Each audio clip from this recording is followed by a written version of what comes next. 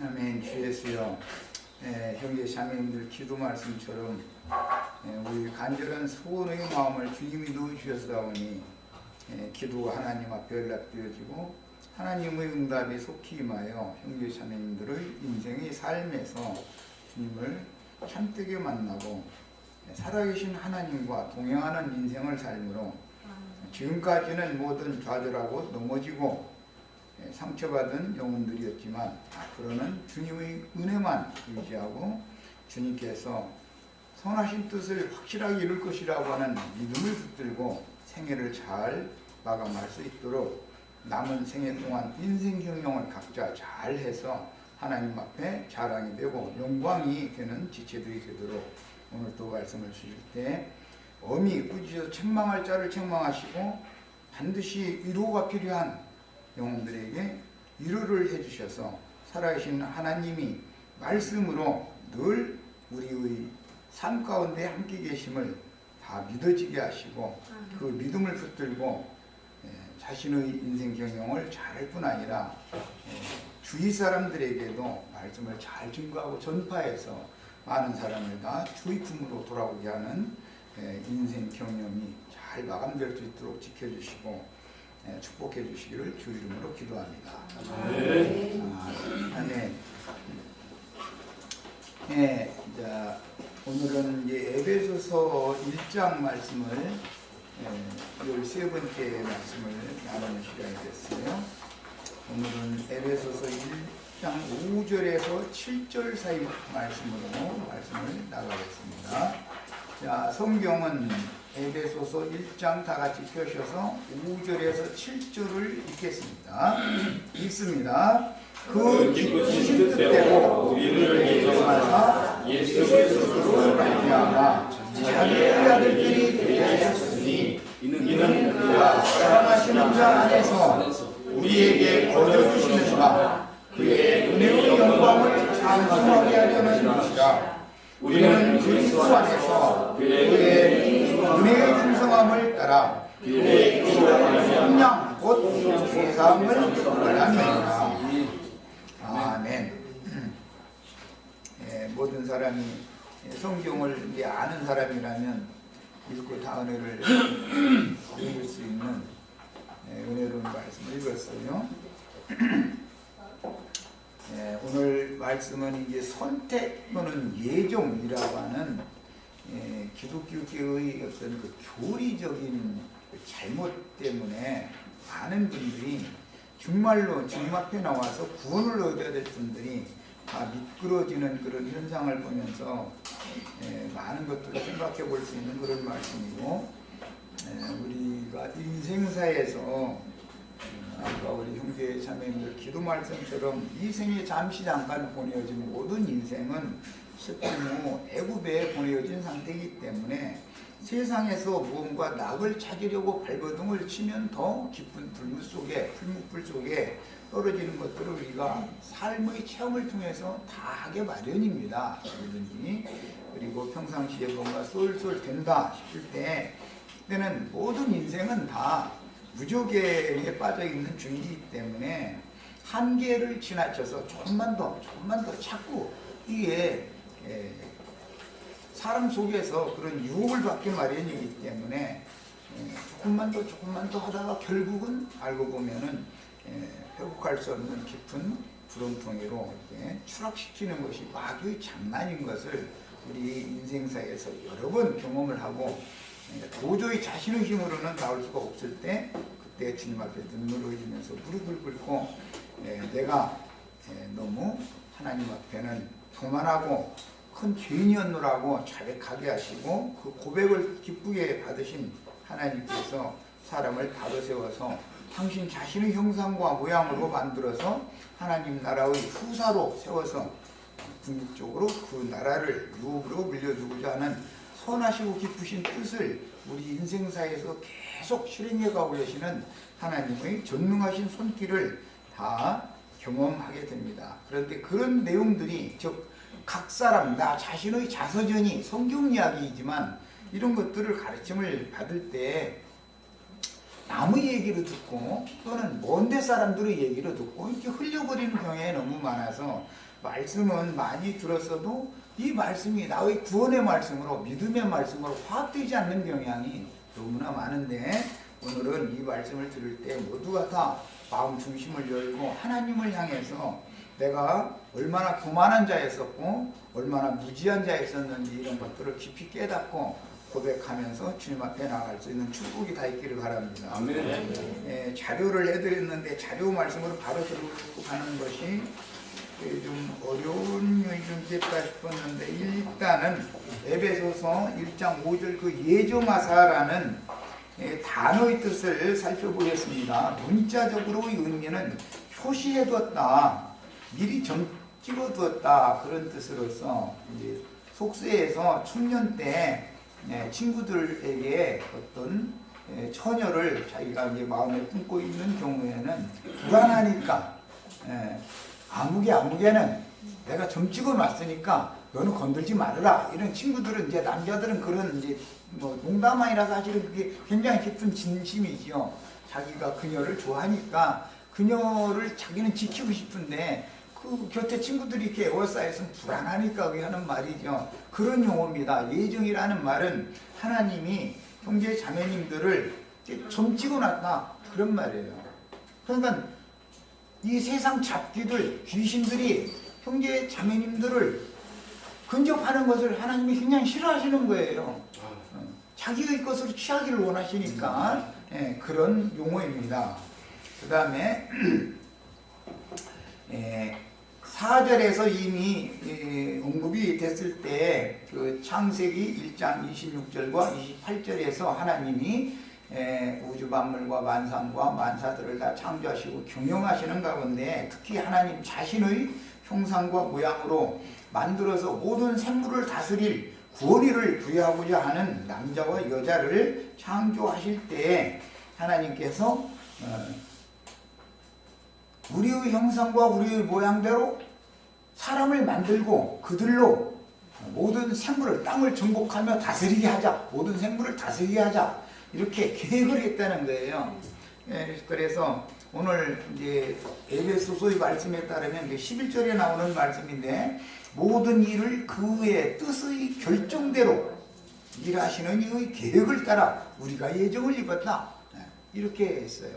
그러니까 하나님은 선하신 분이고 하나님은 너무 좋으신 분이시지만 하나님의 뜻을 이루기 위해서는 악한 영의 역사를 허용을 하실 수가 있는 것이죠. 어둠의 배경이 없으면 빛의 귀함을 사람이 알기가 어려워요. 그런 것처럼 우리를 인육을 입혀서 속세, 이 애굽이라고 상징되어진 속세에 보내신 것은 이 많은 불시험의 연단들을 통해서 고난을 통해서 순종을 가르쳐 가지고 하나님께로 더 그 영혼을 이끌어 가시려는 선하신 뜻이 있는 거예요. 이제 믿는 성도들에게는 속세에서 가르치는 것처럼 좋은 일들만 벌어진다 이렇게 가르치기 때문에 하나님의 말씀을 잘못 가르쳐서 그렇죠. 그렇지 않습니다. 속세 사람들은 잘 되지만 믿는 성도들에게는 잘 되던 일도 잘 안 될 수가 있는 겁니다. 그래야만 꺾어지니까 그래요. 사람이 유순하게 보이고 사람이 서글서글해 보이고 이런 사람도 그 속에서는 하나님도 당할 수 없는 강한 기질이 다 있단 말이에요. 마귀에게 사로잡힌 사람의 특징은 다 나만 같아라 그런 게 다 있단 말이에요. 자기 양심이 제일 바른 것 같고 자기 생각이 제일 옳은 것 같고 그렇기 때문에 뭐든지 자기 주관과 자기 생각에 따라서 어떤 생각을 하고 어떤 말을 하고 어떤 행동을 하는 거예요. 하나님은 그걸 하게 놔두시지만 거기에 대한 책임을 반드시 묻는다. 하나님은 그렇게 사람을 훈련하신다라는 것에 대해서 꼭 믿으셔야 되겠고, 그래서 제가 이제 말씀을 가르칠 때는 청년들은 어떤 아가씨를 사랑하면은 내가 너를 사랑한다, 너와 나는 꼭 결혼하고 싶다, 그런 말을 했으면 책임을 져야 된다. 남자가 책임감도 없이 어떤 여자를 만나서 사랑한다는 말을 그렇게 하면 또 다른 여자 만나가지고 그런 소리를 또 함부로 할 수가 있는 거다. 그럼 책임 없는 인간이다. 결혼을 해도 책임을 짓지 않을 수가 있다 이거예요. 그런 놈을 만나면 인생이 정말 참 인생 망하는 거죠. 그것은 세상의 비유를 봐도 또 어떤 남자가 자기를 사랑한다고 하면 고백을 하면 그 고백을 아니면 아니라고 이렇게 했으면 상관이 없으면 받아들여졌으면 당연히 전 인생을 책임을 져야 된단 말이에요. 중간에 가서 말이야 이러쿵 저러쿵 여자도 마찬가지 책임이 있다는 거예요. 뭐 어떤 사람이 어떤 생각과 결정은 사람이 하는 것 같지만 하나님이 뒤에서 다 그게 역사하게 하시는 것이다 라는 걸 믿으셔야 되고 왜 그 사람을 꼭 좋아했냐 이거예요. 많은 사람 중에 한 가지 비유를 드는 거예요. 인생사에는 여러 가지가 있지만 혼사를 예를 들어서 이렇게 비유를 드는 거예요.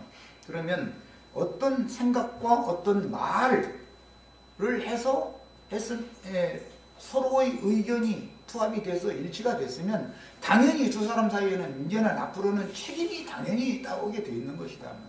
그런데 그런 책임은 무시해버리고 누리려고만 하고 왜 당신은 이렇게 해줄 줄 안 했는데 안 해줬느냐 이런 얘기를 나중에 하는 것은 무책임한 짓이다. 이거.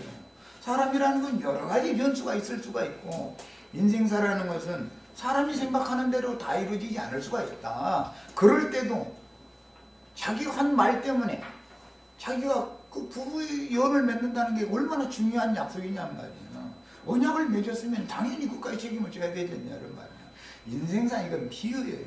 하나님의 약속 말씀이 하나님의 말씀이라는 건 다 하나님께서 우리를 향한 선하시고 기쁘신 뜻에 따라서 그분의 마음에 작정하신 것을 사람에게 계시로 선지자들을 보내서 말씀해 주시고 그 말씀을 믿음으로 받아들이고 아멘 내가 주님의 말씀을 통해서 그 예수 그리스도 그분을 나의 참 머리로 남편으로 내가 영접하고 평생을 주님을 섬기겠습니다. 이게 입으로 시인하고 마음에 믿었으면 당연히 믿은 날 이후에는 책임이 따르는 것이다.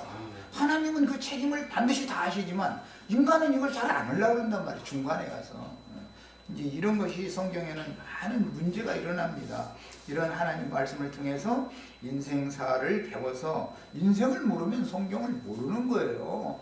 많은 사람들이 별 얘기를 다 하고 신학적인 얘기, 좋은 얘기 많이 다 해줄 수 있지만 인생을 모르면 성경이라는 게 뭐예요? 각 사람의 인생 경영을 하나님이 기뻐하시고 선하신 뜻에 맞춰서 인생 경영을 잘 해라. 그러면 나는 반드시 좋은 축복을 얘기해놓고 있다. 이것을 믿어라. 그 얘기를 하는 것이지 않겠어요? 오늘 우리 형제 자매님들도 믿음의 말씀으로 다 받아서 오늘 말씀을 지금까지는 뭔가 실패도 있었고 넘어진 것도 있었고 눈물 흘리고 곡하고 할 일들도 다 당했고 그렇지만 앞으로는 안 돼도 자신의 인생을 주님께 완전히 맡기고 주님이 책임져 주신다는 믿음을 붙들고 인생을 잘 살아서 혹시라도 이제 또 믿기 전보다도 더 어려운 문제가 또 갑작스럽게 온다 할지라도 반드시 전능자 우주의 주인이 책임진다고 약속했으면 그분은 책임을 진다라는 사실을 꼭 마음의 믿음으로 붙잡고 인생을 경영하시기 바랍니다. 자, 그 다음에 이제 오늘은 그 예정론이라고 하는 것 때문에 할 수 없이 많은 성경을 좀 찾아서 읽어보려고 그래요. 많은 사람들은 그 로마교의 계승에 따라서 개신교계 이제 칼빈이라는 사람이 예정론이라는 것을 그 로마교와 같이 오히려 더 강력하게 강조하고 이제 주장을 하게 돼가지고 죄인들 중에 누구는 유기하기로 즉 버리기로 하나님이 미리 예정해놨고 누구는 구원하기로 이렇게 예정을 해놨다. 이게 너무 막이 장난이에요. 하나님은 누구에게든지 평등하게 대하신다라는 생각을 꼭 먼저 하셔야 됩니다. 어떤 사람은 이쁘니까 구원하기로 어떤 사람 미우니까 버리기로 작정한 일은 절대 없습니다. 하나님은 아주 공평하신 분이에요. 예, 기독교계의 가르침은 근본부터 잘못되어 있는 거예요. 하나님에 대해서 오해한 것이죠. 하나님을 너무 하나님은 누구에게든지 공평하게 대하시고 평등하게 대하시는 분이기 때문에 교회 안에서는 특히 누구를 외모로 봐서 함부로 판단한다든지 낮춘다든지 높인다든지 사람을 추앙한다든지 절대 그런 일이 있으면 안 됩니다. 그건 교회가 아닙니다. 교회 안에서는 사람을 외모로 보는 게 아니에요. 그 사람의 심령과 중심 속에 주님이, 그리스도가, 우주의 주이신 하나님이 그 사람의 양심과 마음을 지배하고 주장하고 움직이고 계시는가, 이것을 보는 거예요. 그런 확실한 믿음이 어느 정도만큼 확실하냐라는 것이 가치 기준이 되는 것이지, 무슨 그 사람이 재산이 많으냐, 뭐 지식이 많으냐, 무슨 뭐 교수님이냐, 뭐냐, 이런 걸 보는 게 아니란 말이야. 그건 교회가 아니에요. 이런 거에 대해서는 내가 너무 여러 번은 말씀드렸으니까 간략하게 해서 마치고, 각자의 성경책으로 이 자료는 집에 가서 다 읽으시면 알 수 있도록 설명을 해놨으니까 오늘은 좀 기초적인 말씀을 좀 나눠야 되겠어서 본인의 성경의 로마서 8장을 먼저 다 펴옵니다. 그리고 또박또박 정신 들여서 같이 읽습니다. 성경 말씀만이 진리예요.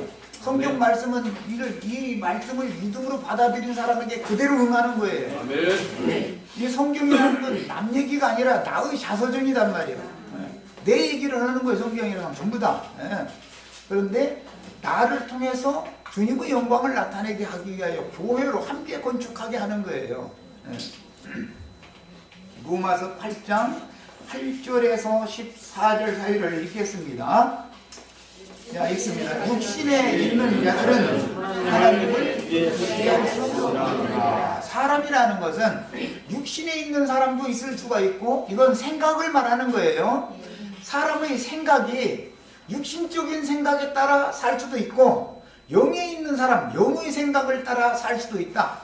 모든 사람 속에는 보이지 않지만 껍데기, 눈, 코, 입, 귀, 이것만 있는 게 아니라, 몸만 있는 게 아니라 그 속에 중심에는 양심이라는 기능을 가진 영이 있어요. 사람의 생명의 원천은 양심에 있는 거예요. 그 다음에 그 양심에 따라서 그 마음의 생각이, 양심이 지배하면 영이 있는 사람이다 그래요. 그런데 혈기나 이 육체의 각색 정욕들이 그 마음의 생각을 지배하면 육신에 있는 사람이다 그래요. 그 육신의 생각은 사망이다, 영의 생각은 생명과 평안이다, 이렇게 성경이 말하는 거예요. 사람 속에는 양심이 다 있죠. 양심 없는 사람은 없어요. 하나님이 있느냐 이런 소리 함부로 어떤 무지한 사람들이 하나님 있으면 내놔봐. 그런데 우리는 뭐라고 말하면 돼요? 너 양심도 없어? 그럼 되죠. 너 양심 없어? 그 양심을 만든 주인이 누구며 그 양심을 하나님이 지배할 것이냐? 그 양심이 죽은 상태이기 때문에 네 마음이 양심의 능력에 따라서 지배당하고 조절당하고 조율되어지고 이렇게를 못하고, 육신의 생각에 따라서 네 마음이 원하는 대로, 육신의 마음이 원하는 대로 막 사느냐? 그거 네 스스로 분별 못해?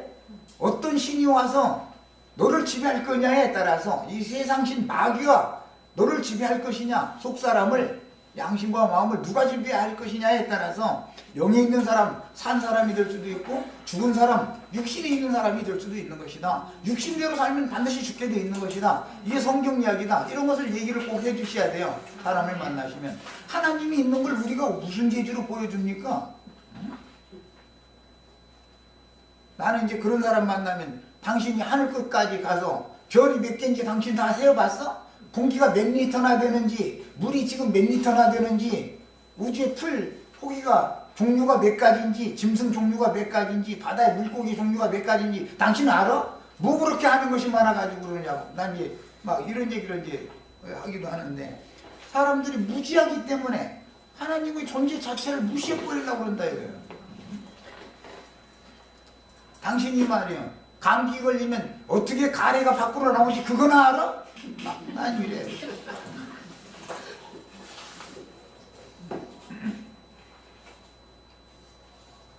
모든 것은 내장에도 다 잔털이 있습니다. 내장 기관에도. 그런데 기관지에는 털이 꺽쇠로 해서 위쪽으로 이렇게 돼야 되는데 반대쪽으로 돼 있는 거예요. 아래쪽은 넓고 위쪽은 좁게 돼 있어요. 평상시에는 가래가 함부로 나오지 않아요.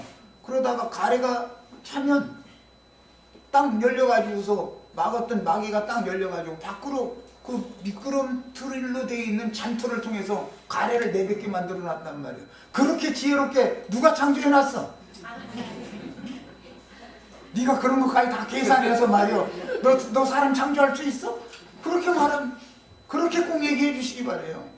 과학적으로 봐도 우주 만물이 모든 생성된 이치나 운행되는 이치나 네가 봄, 가을, 가을, 겨울 다 네가 맘대로 움직일 수 있어? 네가 이제 네 추위야 물러가라 이제 따뜻해져라 하면 네 맘대로 돼? 사람들이 너무 무지하면 안 된다고요. 무지하면 교만한 거예요. 무지하면. 그래서 함부로 세상에서 뭐 좀 쏠쏠 떼고 잘 나간다는 사람들 치고 자기 주먹을 믿으라고 이런 소리 함부로 해서 거기는 뭐 나부터도 그랬는데 옛날에 잘 나가지도 않으면서 그랬어요. 주둥주시고 쓰레기 뒤지러 다니던 그런 때인데도 막 주먹을 믿으라 해서 쓰레기 뒤지는데 뭘 믿어 믿지 단지도에서나 쓰레기 뒤져서 한 사람이에요. 인생에 경험이 있어야 알아. 난 별거 다 알고 이상하게 별걸 다 시켜서 이제 하게 한 건데 그런 걸 알아야 해봐야 성령이 깨달아지는 거예요. 뭐 쏠쏠 된다 해가지고 하나님 있으면 내보이라고 이런 소리들 들으면 안 된단 말이에요. 하나님은 우주 만물의 주인이시고 나의 아버지시고 나의 종을 주시고 나의 인생의 경영자시네요. 그분 앞에 겸손하게 무릎을 꿇을 줄 알아야 되고 그분의 은혜를 구할 줄 아셔야 되겠어요. 어떤 상황이 와도 주님께서 인생들을 사랑하심으로 축복의 말씀으로 약속해 주신 이런 성경 말씀, 이 말씀을 믿을 뿐 아니라 하나님의 축복을 거부하는 자에게는 이렇게 저주하겠다고 한 저주의 말씀도 믿음으로 받아야 됩니다. 내가 지금부터 인생 경영을 지금처럼 계속 한다면 나는 저주에서 벗어날 수가 없습니다. 나는 구원받기를 바랍니다. 하나님이 준비하신 복을 받기를 바랍니다. 이렇게 다 주님 앞에서 낮아져서 자신의 입으로 시인하고 고백할 수 있는 그런 신앙이 다 되기를 바랍니다. 자, 이제 읽어나갑니다. 육신에 있는 자들은 하나님을 기쁘시게 할 수 없느니라.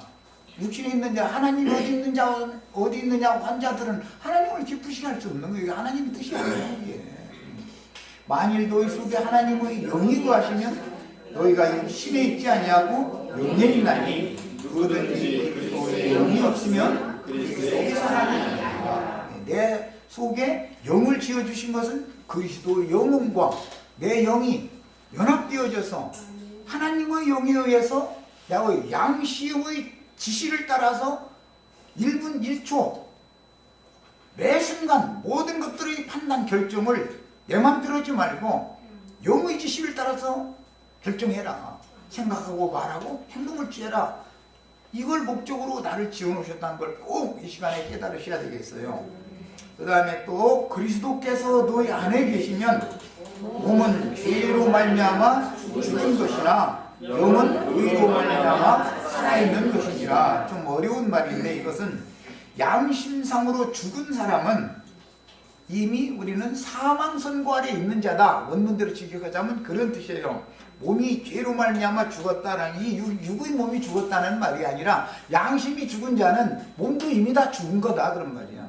그러나 사망 형벌의 선고가 이미 형벌의 선고 아래 있지만 잠시 보류해 주시고 이 생에서 길면 70 강간하면 80을 살도록 허용을 하신 것은 늦게지만 이제라도 뉘우치고 돌이켜서 하나님의 영을, 그리스도의 영을 내 속으로 영접해서 그리스도의 사람이 되게 하는 기회를 주시는 거예요. 구원을 받으라고 기회를 주신 거예요.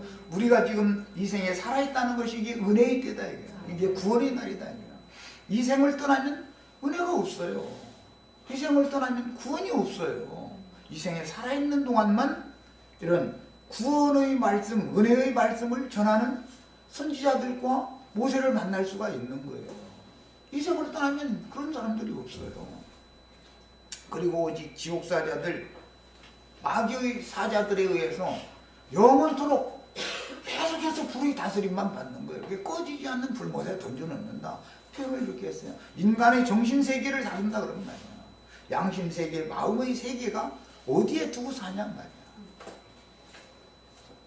사람들이 막되게 산다 이런 말 많이 하는데 누가 막되게 사느냐? 자기 양심이 바른 채하고 자기 마음의 생각이 고든 채하고 이런 사람이 하나님의 예수님의 양심과 예수님의 그 행사에 대해서 부인하는 자다. 자기 의를 잡고 자기 선함을 잡고 자랑하기 위해서. 그게 얼마나 어리석은 짓이냐고요.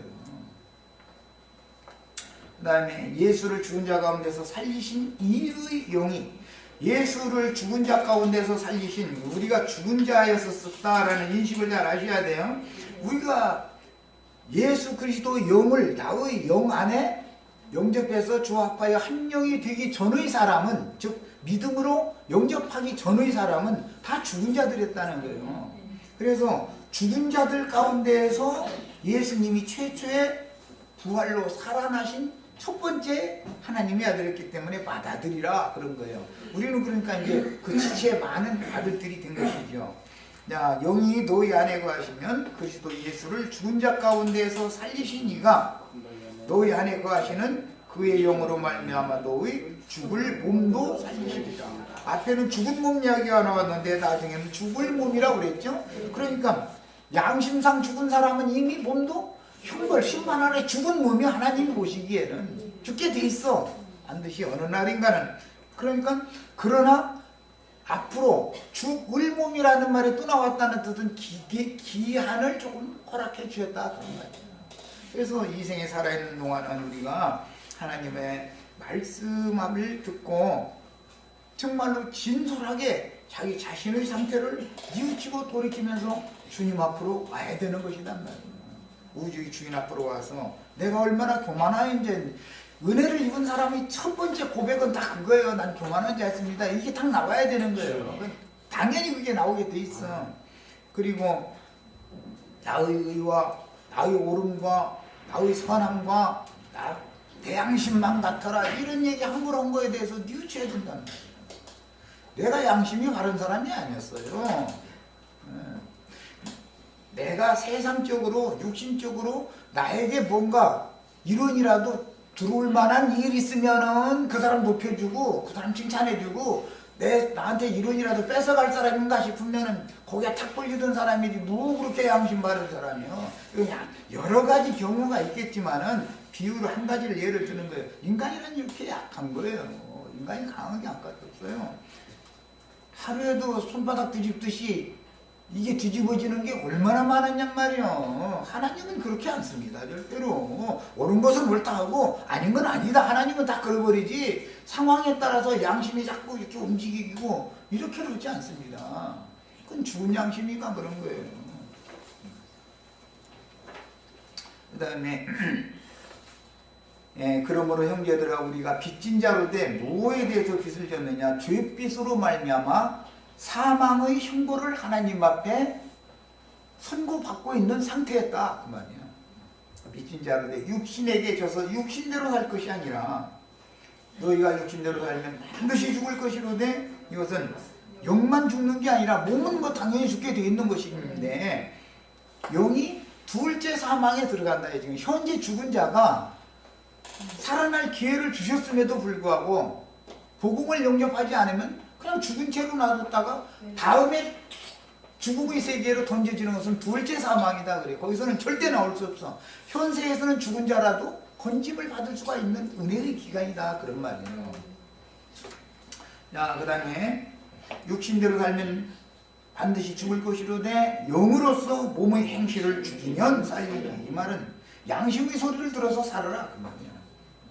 핏부림 받은 양심에서 들려오는 하나님의 음성을 듣고 거기에 순종해서 살아라.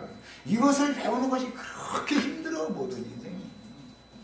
하나님 앞에 우리가 이 지금 광야 같은 인생을 사는 기간 동안에 순종을 배우는 것이 그렇게 어려운 거예요. 순종이 잘 안 돼 사람이라는 건. 그리고 원망 불평이 많고 뭐 잘 될 때는 해. 그리고 금방 아주 뭐 조금 뭐가 안 되는 게 싶으면은 아주 오만상을 다 찡그려가면서 아주 나만 죽을 일 만났대. 나만. 저 사람은 잘 되는 것 같아. 맞아. 하나님이 말이야. 나만 왜 이렇게 힘들게 하느냐고 말이야. 나보다 더 힘든 사람이 얼마나 많은데. 솔직히 말해서 뭐 돈 몇 푼 걷어가시고 뭐 이렇게 해서 깨닫고 돌아오게 하시는 것이 제일 쉬운 거예요. 그게 먹고 사는 문제 때문에 고생하는 것이 매를 제일 약하게 만든 거예요. 그게 그건 매나 걸 것도 없어. 그냥 타이르는 좋은 말씀이지. 만약에 사랑하는 아니 멀쩡한 젊은 여자를 말이요 거기다 대고 호까지 딸린 상태에서 남편을 하루아침에 딱 데려가 버려가지고 자기 손으로 자기 남편 가서 장사하게 만들어봐. 그러면 돈 몇 푼 거둬가는 게 낫겠어요? 남편 데려가는 게 낫겠어요? 남편이 살아있으면 돈을 회복할 수가 있어. 그 사람이 나가서 그 사람이 건강해서 나가서 일을 하면 돈은 회복할 수가 있지만 남편 데려가 버리면 회복 안 돼. 절대 회복 안 되는 거야. 그럴 수도 있는 것이고, 이게 이제 극단적인 비유를 드는 거예요. 사랑하는 자식 데려가 버리면 어떻게 할 거예요? 돈이 문제예요? 어떻게 할 거예요? 그러니까 우리는 원만 불평하시면 안 돼. 하나님의 뜻을 부려야 돼요. 오늘 이렇게 하시는 것은 하나님이 어떤 말씀하심이 분명히 있을 거 아닙니까? 내가 깨닫는 것이 너무 둔하니까 너무 이렇게 작은 음성으로만 하나님 하시면은 내가 못 알아들으니까 좀 큰 음성으로 하되 그 대신 고막 터지게 하려고 하시죠. 너무 큰 음성으로 오면 난 절도해서 죽어버리니까 알아듣게 좀 설득해 주세요. 이렇게 해서 계시가 와야 돼. 양심의 깨달음이 와야 되는 거예요. 그렇게 하시길 바랍니다. 그 다음에 이번에는 저기 안 읽었구나. 영으로서 몸 행실을 죽이면 살리니 무릇 하나님의 영으로 인도함을 받는 사람은 곧 하나님의 우리는 세상 혈육의 아버지는 표상인 것이고 하늘 아버지가 참 아버지다 그래요. 육신의 세계에서의 아버지는 표상이죠. 육신의 세계에서의 어머니는 표상이에요. 교회가 참 어머니인 것이에요. 이런 것에 대해서 이해를 꼭 하셔야 되겠어요. 굉장히 어려운 말이죠. 하늘 아버지 말이 참 아버지다. 이제 그래서 복음서에 보면 너희는 땅에 있는 자를 아비다 부르지 말아라 그러면 김정은이 그런 동네처럼 아바의 동부라고 불러 뭐라고 하는 거야. 아버지라고 그러지 말면 그런 말이 아니잖아. 이렇게 말이 아니에요. 왜? 아버지는 둘일 수가 있기 때문에 땅의 하나님, 땅의 신은 하나님 보고 아버지라고 그러는 건데 나의 생명의 원천 근원 나를 아버지라고 그래요. 육신의 세상에서 내 생명의 원천이 아버지잖아요. 그래서 아버지가 돌아가시면 하늘이 무너졌다 그렇게 말해요. 어머니가 돌아가시면 땅이 꺼졌다 그렇게 말해요. 그게 이 셈족들의 정신세계란 말이에요. 문화란 말이에요. 그런 것처럼 하나님이 둘일 수가 있고 어머니가 둘일 수가 있다. 성경 이야기는. 그래서 한 하나님 이야기하는데 하나님이 마귀 이 세상 땅의 신을 하나님이라고 자꾸 오해할 수가 있다 이거. 그러다 보니까 땅의 일만 날마다 생각하고 땅의 일을 구하고 이런 것이 습관화되다 보면은 그 아버지가 하늘에 계신 아버지가 아니고 땅의 신이 그 아버지가 되어버린다 이거예요. 이게 신이 둔갑하는 거예요. 그래서 성경에서 사실은 회개하라 속죄제사 이런 얘기 나올 때 회개하라라는 말은 네가 지금 잘못된 너의 아버지가 잘못됐다. 그게 너 가짜 아버지니까 진짜 아버지께로 돌아와라. 그 말을 회개하라 그러는 거예요. 신을 바꾸라라는 말인 거예요. 땅에서 뭐 축복 줘서 잘 되게 하고 예배당에 가면 오늘도 아마 다 모여서 또 그 소리 들을 거 아니냐. 그 소리를 들으려고 가는 거예요. 땅에서 잘 되지 말라는 게 아니라 잘 되시는 것이 될 만한 사람이 잘 돼야지. 땅에서 잘 되면 방할 사람도 있어. 나 같은 사람 특히. 나 같은 사람은 대표의 아주 땅에서 잘 됐으면 나 예수 안 믿어. 난 어려서 고아원 생활을 어릴 때 하면서 6살 때 들어가서 9살 때까지 딱 3년 했어요. 그것도 오래 한 것도 아니고. 그러고는 이제 못 견뎌서 이제 튀어나와가지고 이러고 다니다가 인생이 이제 입문양이 됐는데, 고아원 생활에도 계속 했으면은 거기서 나라에서 가르쳐 줘가지고 하다못해 뭐 군속이라도 연속이라도 했을 거야 아마. 예, 그런데 튀어나와가지고 고생 일상 하다 보니까 여기까지 온 거예요 사실은. 그런데 사실은 내가 성경책을 처음에 접촉하게 된 것이 고아원에서 그 7, 8살 때, 그때 한글 막 배워서 이제 초등학교 1학년 때니까 했는데, 고아원에 미국에서 파송하신 여성교사님이 옛날에 조그마한 이런 책이 있었어요. 아주 서너 페이지씩 되는 그림 예쁘게 예수님이 양 한 마리 이렇게 안고 이렇게 있는 그 그림에다가 해서 아주 크게 해서 있는 거. 그게 이제 지금 생각해 보니까 그게 요한복음이었었어. 그런데 그것을 그 선교사님은 어떻게 신앙 훈련을 시키냐면은 죽그릇을 그 흉년이니까 죽그릇을 쭉 퍼서 이제 이 다이에다 이렇게 10대에다 이렇게 올려놓는 거예요. 그리고 나서는 어디서 어디까지 외워라 하면 2구절이나 3구절 정도 아마 그게 해줄 것 같아요. 그랬던 것 같아요. 그런데 나보다 큰 형들, 중학교 다니는 형들도 못 외워. 그런데 나는 줄줄줄줄줄 외워버리면 다 못 외우는데 얼른 가서 딱 같이 밥 먹느라고 성경을 읽게 됐어요. 그런데도 그때 그냥 그때뿐이고 잊어버리고 중년이 넘을 때까지 신이 어디가 있느냐고 이래가면서 했어요. 그래도 지금 생각해보면 그때 읽혀주셨던 그 성경을 암기하는 것이 어린 때였었기 때문에, 입력이 돼 있었기 때문에 나중에 성경 읽으니까 나중에 점점 이제 깨달아가면서 읽으면 이게 내 얘기구나 이제 이런 거. 나는 특히 시편 읽으면서 고아들의 아버지요, 과부요, 남편이요, 이제 이런 얘기를 굉장히 그때는 눈에 또 그 사람이 자기 필요대로 눈에 들어와 성경이라는 거고. 그래가지고 이제 내 아버지 이제 알았다 이제 만났다고 이제 내가 그렇게 해서 신앙이 다시 회복되고 이제 그런 적도 있는데, 이런 걸 보면은 일단은 성경을 읽어두셔야 돼요. 그리고 되도록이면 어릴 때, 입력이 잘 될 때 하나님 말씀을 자꾸 읽혀주셔야 돼요. 그렇게 하셔야 됩니다. 그러면 언젠가는 아무리 멀리 나간 것 같아도 돌아오게 돼 있어. 하나님은 다 때가 있고 방법이 있으니까. 우리 지체들 그래서 어떻게든지 해서 자녀들 성경을 부지런히 읽어주고 읽게 만들고 가르치셔야 돼요. 집에서. 이제 딴 얘기까지 했는데 이번에는 로마서 10장 3절로 18절을 읽겠습니다.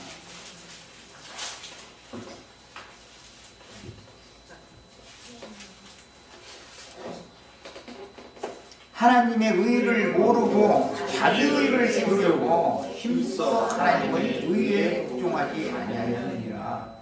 그리스도는 모든 믿는 자에게 의를 이루기 위하여 율법의 가르침이 되십니다. 여기 모든 믿는 자에게 거기 줄을 쳐놓습니다. 교계에서는 누구는 믿도록 누구는 믿지 않도록 정해놨다는 거예요.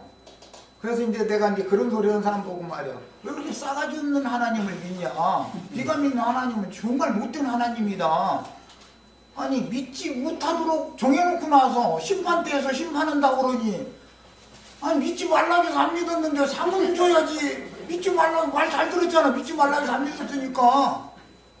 근데 심판을 하다니 이게 얼마나 싸가지 없는 하나님이냐. 당신의 하나님은 정말 싸가지 없다. 남한테 묻어다 말이요. 당신의 하나님은 그게 얼마나 불의하냐 이거요. 이제 그래가면서 장로교단 골수분자들하고 이제 막 이제 말 같은 걸 때 이제 좀 심한 말이지만 내가 이제 화가 나니까 이제 그렇게도 표현을 하고 그랬는데, 사람이 처음부터 하나님의 말씀을 잘못 가르침 받으면 큰일 난단 말이야. 예정했다라는 말은 육신에 있는 자가 있고 영에 있는 자가 있는데, 아까 로마서 8장 시작에서부터 말씀 읽었죠? 하나님은 사람을 세상에 보낼 때 다 누구나 똑같은 선에서 공평하게 대우하시고, 그렇기 때문에 모든 사람에게 다 복음을 들려줘야 되는 거예요. 전도를 다 받아야 되는 거예요. 하나님 말씀을 다 들을 기회를 그래 주시는 거예요, 하나님이. 그리고 나서 사람이 믿음으로 복음을 받아들이면, 하나님의 약속을 믿음으로 받아들이면 그 사람은 그리스도 영이 그 사람 속에서 함께 계셔서 주인 노릇을 한다 이거예요. 양심을 지배한다 이거예요. 마음의 생각, 감정, 의지를, 인격을 좌지우지한다 이거예요. 이것은 그리스도의 사람이 된 거예요. 이게 이 그리스도의 사람이 되어진 속사람, 거듭난 두 번째 난 사람을 하나님의 아들로 삼기로 예정해놨다 그 말이지. 누구는 저기 지나가는 아저씨 중 그 사람 미워서 지금 날마다 관악산 열심히 다녀. 우리는 관악산 바로 톱 밑에서 이러고 말씀 나누고, 우리는 이뻐서 그래? 이 말이 아니란 말이야. 그런 게 어디가 있어. 그 사람한테도 말씀을 들려주셔야 돼. 그러면 그 사람이 양심이 소송을 받아서 깨어나면 말씀을 믿게 돼 있어. 사람은 다 그래서 양심을 저는 거예요. 판단을 하라는 말이에요. 선악간, 의불의간, 사람은 다 판단하는 능력이 다 부여받아져 있는 거예요. 양심이 있고 마음의 생각이 있고 다 있는 거예요. 그거 없는 사람이 어디가 있어. 그걸 가지고 진리를 정확하게 판단해서 무언리가 맞고 무엇과 연합해서 인생을 경영하고 살 거냐, 이걸 네가 결정해라 그 말이야. 너는 선을 택하고 악을 버려라. 너는 복을 택하고 저주를 버려라. 이게 하나님의 말씀이야. 이것을 자꾸 사람에게 요구하시는 거예요. 오늘 이 시간에 완전하게 결정하셔야 되겠어요. 네.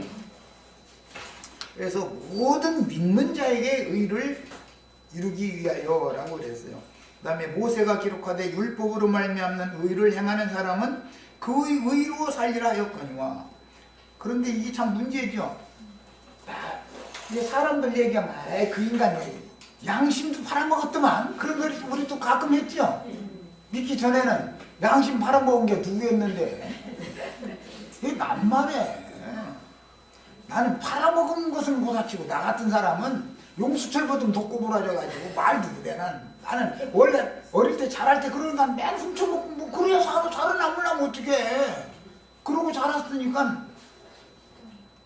의 얘기하고 뭐 선 얘기하면 난 죽구멍밖에 없어. 배경이 그런데 어떻게 할 거요. 살아는 남아야 되고. 그리고 또 이제 거짓말이 늘어요. 또 파출소에 잡혀가면은 눈 개빡 뜨고 그때 순경이라고 그랬죠. 그 순경이 막 엎어놓는데도 도둑질 안 했다는 거야. 안 먹었다는 거요. 안 먹었다는 그 사람은 먹는 거 현장에서 훔쳐가는 거 쫓아가서 잡았는데도 나는 안 훔쳐갔다고 막 이러는 거예요. 그러더니 이것이 이제 거짓말이 늘어.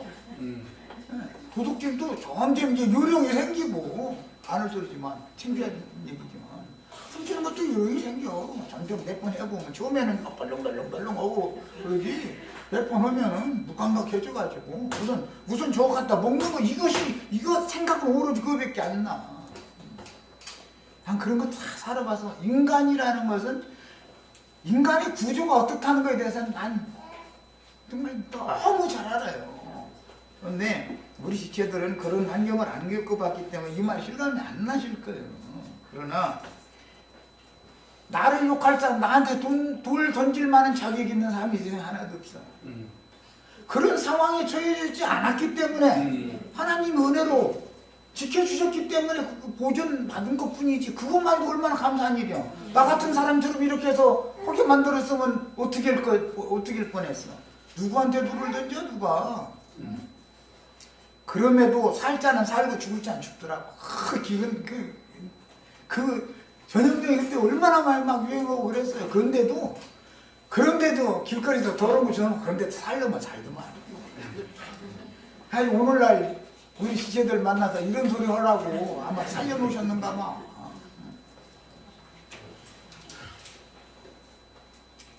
그리고 하나님은 하나님의 종 한 사람을 세우시는데 수십 년을 걸려서 그분이 다 나중에 깨달으시면 하나님의 그 원대하고 깊은 뜻은 하늘보다 높고 바다보다 넓어요. 그분의 마음은 인간이 감히 상상도 할 수 없어요. 나중에서 깨달아보면 그때 그런 일이 있었던 것이 오늘날 나에게 나를 이 자리에 데려다 놓는 하나님의 방법이었습니다. 그것을 고백하게 만드시거든. 이런 하나님을 다 만나시기를 바래요. 그렇다고 또 나처럼 그렇게까지 모진 그런 거는 하시지는 말고, 좋게 이렇게 좋은 말씀 하실 때 잘 순종하는 이제 그런 사람이 돼서, 누구는 막 잘 대주는 것 같으시고 나는 잘 안 대주시는 것 같으지만, 사람을 하나님이 창조하셨기 때문에 누구는 어떻게 해야 이끌어올 수 있다고 아셔요. 그럼 또 나도 그 사람처럼 이렇게 지어주시지 이러시지 말고, 나처럼 지어놨어도 또 그건 그렇게 길들여 이렇게 쓰시려면 하나님이 쓰실 용도가 다 있는 거예요. 그릇이 다 다르고. 그래서 하나님의 기쁘시고 선하신 뜻을 이루기 위해서 그분의 계획에 따라 그분의 예정을, 그분의 결정대로 그분은 일을 하신다, 이걸 믿으셔야 되겠어요. 이게 하나님의 예정이요. 첫 시간에까지 해서 봤습니다.